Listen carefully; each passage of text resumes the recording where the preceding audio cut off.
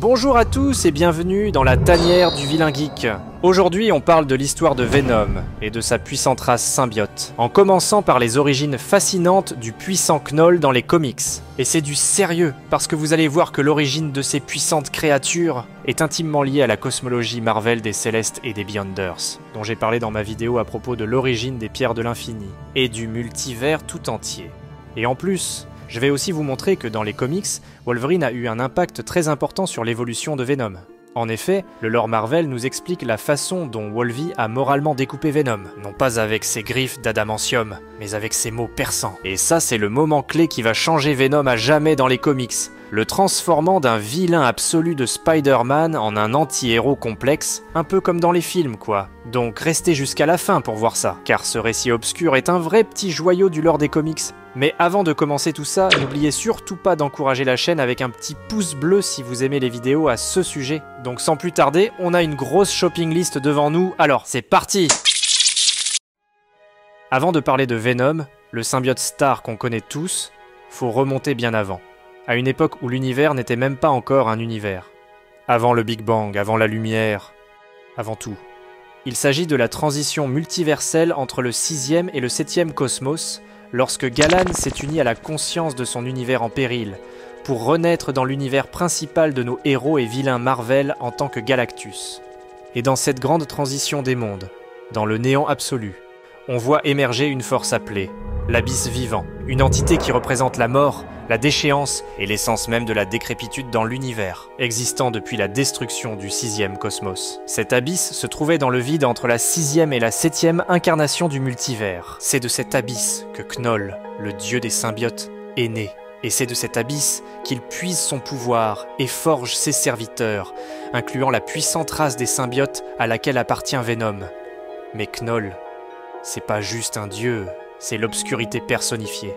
Imaginez le néant, le vide, avec une volonté propre. Il régnait dans son royaume des ténèbres, sauf que les Célestes, ces géants cosmiques qui créent la vie et l'ordre, voyaient son royaume comme un vide à remplir, une matière féconde à façonner. Et ça a vraiment pas plu à Knull. Pour lui, c'est comme si on allumait la lumière dans ta chambre en pleine nuit alors que tu dormais. Sauf que là, c'est l'univers entier qui s'illumine. À l'inverse, les Célestes voient le potentiel de Knull d'un bon œil dans leur grand dessein universel. Ils lui ont même proposé un rôle, devenir le King in Black, le roi en noir, gardien du multivers. Le rôle du roi en noir, tel que défini par les Célestes, est celui d'un gardien cosmique désigné en contrepartie corrélative aux Beyonders. En gros, tandis que les rois en blanc, soit les Beyonders, maintiennent le multivers depuis l'au-delà, ou le Beyond, avec un pouvoir appelé la lumière de la concorde. Le roi en noir est chargé de le maintenir de l'intérieur, en utilisant le pouvoir des abysses vivants. Et si vous avez vu ma vidéo à propos de l'origine des Pierres de l'Infini, vous reconnaîtrez des éléments clés de la cosmologie Marvel d'Alewing. Dans ce contexte, l'origine des symbiotes et de Knull nous amène encore plus loin dans ce grand lore cosmique Marvel. En gros, on nous explique que les Célestes, en créant le 7e cosmos, arrivent à tisser cet abysse vivant à partir de la lumière. Ouais, ils mélangent le bien et le mal pour créer des univers. Et c'est ça qui permet d'introduire une vraie complexité morale dans ce nouveau cosmos. Chose qui n'existait pas dans les incarnations précédentes. C'est pas juste des méchants et des gentils. En effet, selon le lore Marvel, c'est grâce à l'abysse vivant émergeant entre le 6e et le 7e cosmos que le concept du bien et le mal a réellement pris forme. C'est d'ailleurs de cette même abysse que d'autres entités maléfiques vont émerger, telles que Mephisto par exemple. Et c'est dans cette optique que les Célestes ont voulu collaborer avec Knull pour la création du nouveau multivers.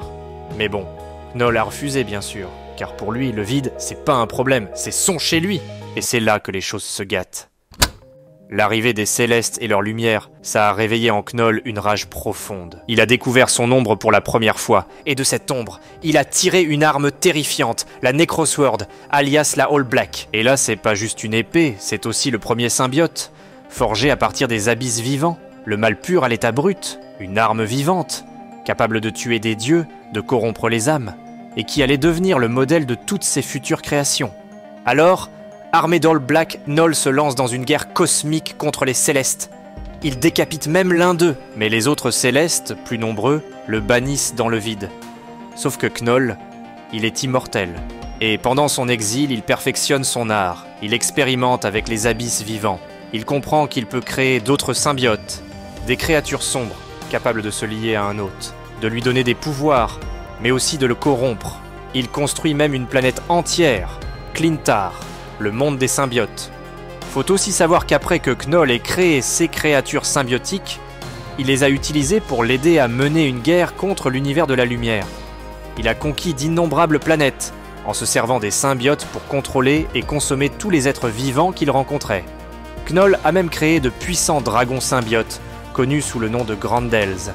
Il a d'ailleurs envoyé ces puissants dragons noirs sur Terre, en Scandinavie, au VIe siècle. Là-bas, ils ont croisé un jeune et imprudent Thor, qui a utilisé sa foudre pour couper la connexion de Knoll à l'esprit de ruche contrôlant les symbiotes. Et en passant, ces dragons sont devenus les premiers symbiotes à s'établir sur Terre.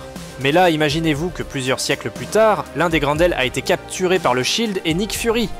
Fury a même utilisé le dragon pour créer un programme de super soldats, en les ornant du pouvoir des symbiotes. Mais ça a très mal tourné. Et c'est un peu compliqué, donc on en reparlera dans une prochaine vidéo, parce que tout ça est en lien avec la saga d'un autre puissant symbiote, Carnage. Mais bref, pour revenir à la création des symbiotes par Knoll, eh bien, ces créations, elles évoluent, elles prennent conscience, tu vois, et un jour, elles se rebellent contre leur créateur, l'emprisonnent au cœur de Clintar. Ironique, non ? Le dieu des ténèbres, enfermé par ses propres enfants. Et c'est là, les amis, qu'on arrive à l'origine et l'évolution de la fameuse race des symbiotes dans l'univers Marvel. Alors, accrochez-vous bien! Ok, maintenant que vous connaissez tous l'origine du papou des symbiotes, parlons un peu de cette race d'aliens, de leurs caractéristiques et du destin tragique de leur planète atypique. Tout d'abord, Clintar, c'est pas juste une planète, c'est une usine à symbiotes, un nid grouillant de ces créatures de l'ombre. Au départ, c'est là leur quartier général, leur paradis. Ils s'appellent les Clintariens, et ils ont un but sacré. Créer le guerrier ultime, car suite à l'emprisonnement de Knoll, les symbiotes ont changé de philosophie. Ils ont tenté de se réformer, en quelque sorte.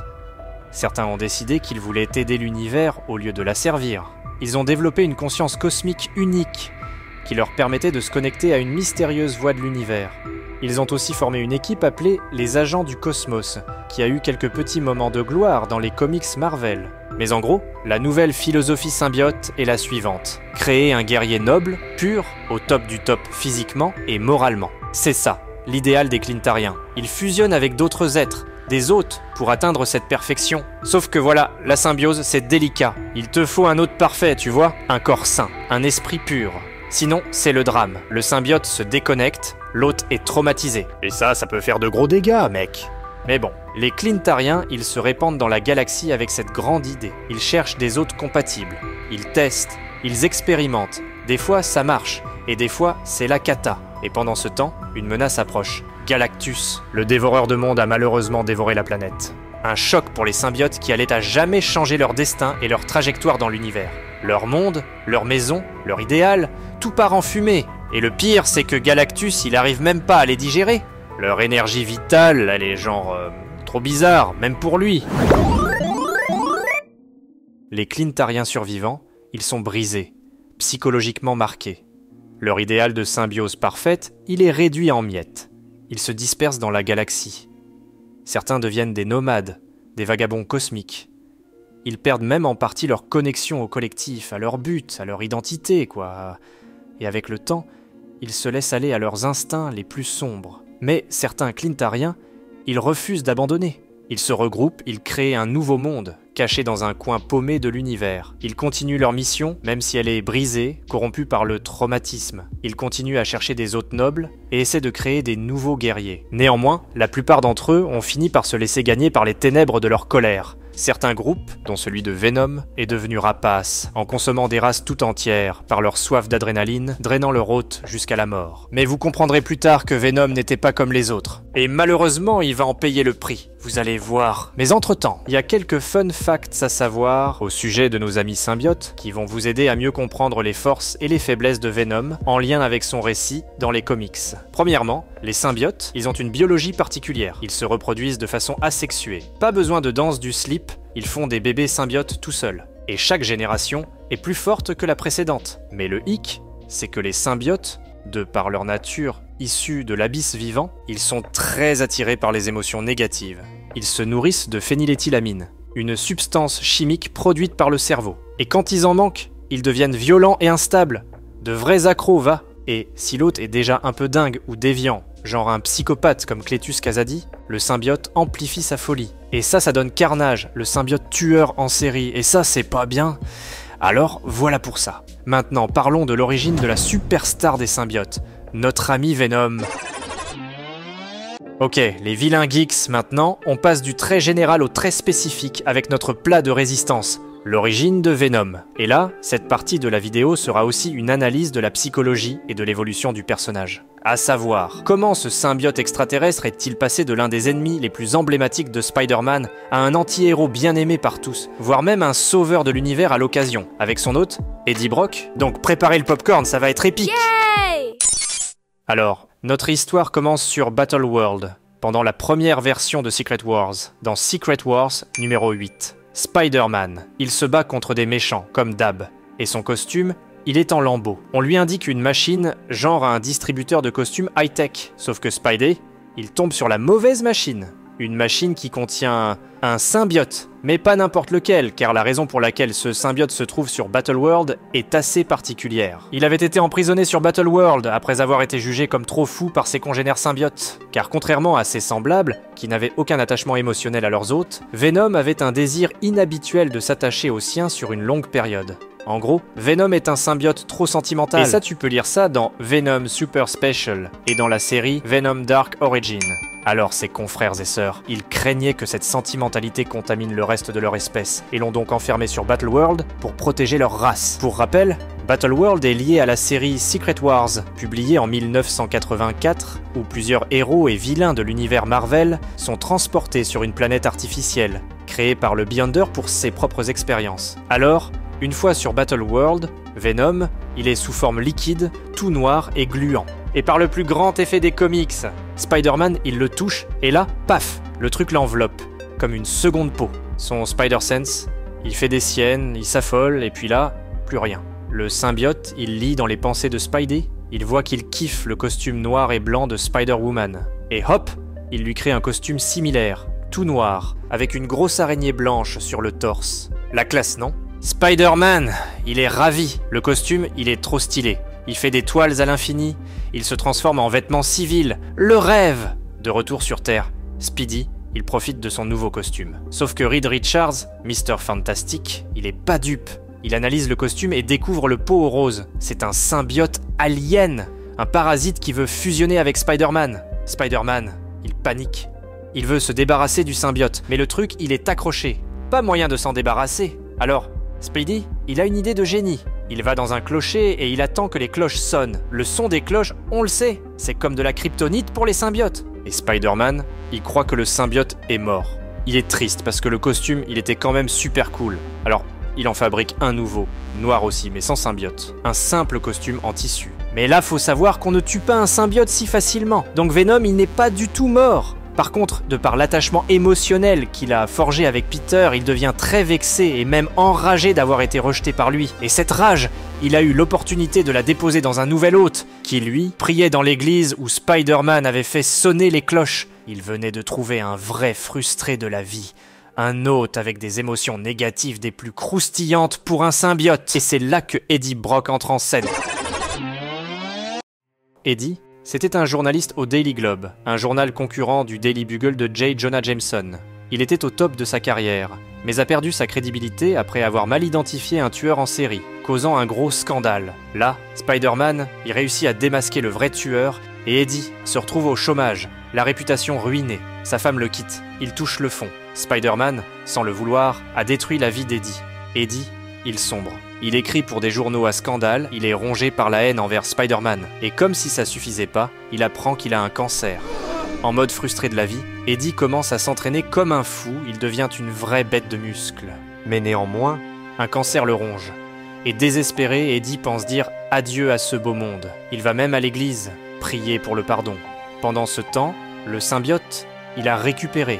Il cherche un nouvel hôte, quelqu'un avec beaucoup d'adrénaline, et surtout, quelqu'un qui déteste Spider-Man. Et qui devient son candidat parfait? C'est Eddie Brock. Bien entendu, le symbiote, il est attiré par la haine d'Eddie, par son désespoir. Il fusionne avec lui. Et c'est à ce moment précis qu'est né Venom et son nouvel hôte, Eddie Brock. Venom, sous sa forme populaire, fait sa première apparition dans Amazing Spider-Man numéro 299. Et, fun fact, l'idée initiale de Venom, elle vient d'un lecteur, Randy Schueller, qui l'a vendu à Marvel pour 220 $ américains. Vous vous imaginez? Lui, il doit pleurer comme un bébé à chaque nouveau film Venom qui sort. Mais bon, pendant plusieurs années, Venom était l'un des principaux vilains de Spider-Man. Un méchant assez linéaire, tu vois? Par contre, avec le temps, il a évolué, pour devenir un anti-héros plus complexe et nuancé, vacillant souvent vers le bien. Mais le plus intéressant, c'est que cette transformation en question, elle n'a pas été initiée par ses interactions avec Spider-Man. Non. En fait, très peu de gens, même les experts des comics, savent que la véritable influence de Venom, le faisant basculer vers le anti-héros que nous connaissons dans les films aujourd'hui, eh bien, c'est Wolverine. Wow!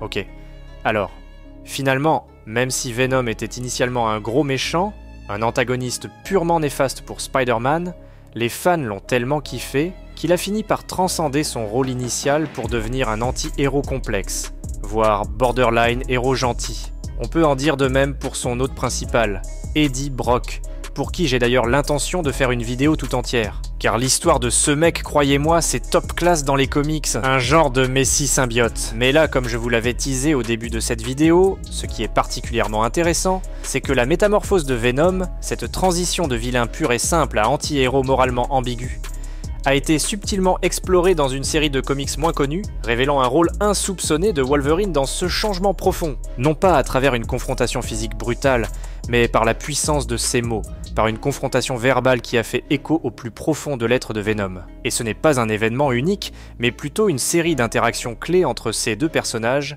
qui illustrent cette transformation. Tout commence par une collaboration forcée dans l'arc Claws and Webs, dans Marvel Comics Presents numéro 117 à 122, publié en 1992. Venom et Wolverine se trouvent piégés dans le royaume du vilain Nightmare. Forcés de coopérer pour survivre, ils révèlent une capacité inattendue à travailler ensemble, malgré leur antagonisme initial. Cette première collaboration, si pragmatique soit-elle, plante une graine de changement dans l'esprit de Venom, une prise de conscience de son propre potentiel. Mais le véritable tournant est expliqué dans le comic Tooth and Claw de 1996, lors d'une simple altercation dans un bar. Là, Wolverine se met à le découper verbalement avec sa franchise habituelle, mais aussi avec une perspicacité profonde, chose qui va percer à jour la douleur et la rage qui rongent Venom. Il le confronte directement, le poussant à questionner la nature même de sa propre souffrance, de son obsession pour Spider-Man. Il souligne la rage autodestructrice qui le consume, le comparant à son propre passé, à sa propre lutte contre les démons intérieurs. Ce n'est pas une leçon morale, mais une confrontation crue, honnête, qui résonne profondément chez Venom, ainsi que son hôte Eddie Brock. C'est là que réside le cœur du changement. La question posée par Wolverine, qui le regarde froidement dans les yeux en disant « Seras-tu un jour plus que ce que tu es en ce moment ?» Cette interrogation percutante fait émerger le doute du passé et l'opportunité d'un avenir meilleur. Cette petite question fait remonter en Venom, et par extension, Eddie Brock, une myriade d'émotions très profondes. Et à partir de ce moment, on voit un changement drastique s'opérer en Venom dans les comics. D'ailleurs, dans Amazing Spider-Man numéro 374 et 75, on nous montre un Venom qui, malgré son inclinaison vers la haine et la rage, finit par épargner Anne Weying, l'ex-femme d'Eddie, en collaborant du même coup pour la toute première fois avec Spider-Man, en tant qu'allié. Cette tournure marquera à jamais l'évolution de Venom dans les comics. Il était maintenant officiellement un anti-héros, voire même un vrai héros à part entière. Alors voilà, j'espère que vous avez apprécié ce petit tour d'horizon à propos des origines de Venom et de la race symbiote dans les comics. Bien évidemment, l'histoire de ces aliens est beaucoup trop vaste à couvrir. On pourrait encore faire une dizaine de vidéos sans épuiser le sujet. Mais bon, comme d'hab, dites-moi dans les commentaires si vous voulez ça. Entre-temps, si vous en voulez plus, j'ai une vidéo super sympa juste au coin de l'écran. Ciao les amis!